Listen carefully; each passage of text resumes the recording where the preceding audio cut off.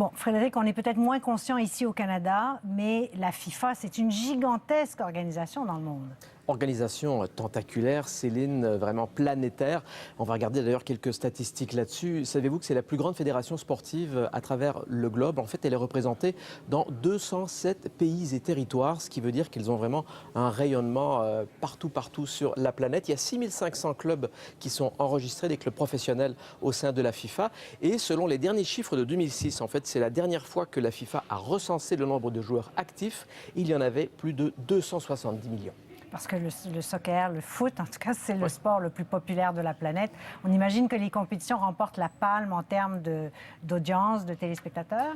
Haut la main, Céline, en fait, quand on regarde les compétitions les plus regardées, numéro un, c'est évidemment la Coupe du Monde avec presque 4 milliards de personnes qui ont à un moment ou un autre regardé des compétitions. La finale, d'ailleurs, de la précédente Coupe du Monde était regardée par presque 1 milliard de personnes. Ensuite, c'est le Tour de France, curieusement, qui arrive en deuxième avec 2 milliards 600 millions de personnes qui ont regardé la compétition à un moment ou un autre. Ensuite, ce sont les Jeux olympiques d'été avec environ 2 milliards. Et puis, en quatrième, il y a une autre compétition de football en Europe, c'est la Ligue des champions, l'UEFA, donc un peu moins de 1 milliard 800 millions de personnes. Il y a d'autres sports aussi qui sont très regardés, qu'on ne connaît pas du tout ici. C'est le cricket, évidemment. Savez-vous que la finale entre Pakistan et Inde en 2015 a quand même rameuté 1 milliard de personnes? C'est énorme, évidemment.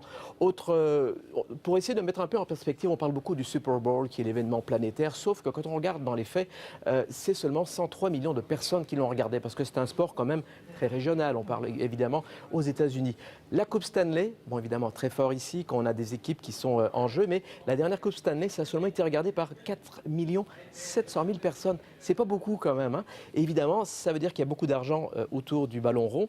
Et d'ailleurs, cet homme en profite beaucoup, Lionel Messi, joueur argentin. Bien sûr. Ses revenus cette année, 192 millions de dollars.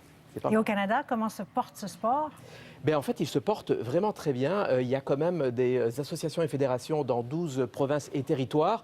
Il y a 865 000 joueurs qui sont inscrits au Canada, 5 clubs professionnels. Il y a également 1500 clubs communautaires, donc la relève est vraiment assurée.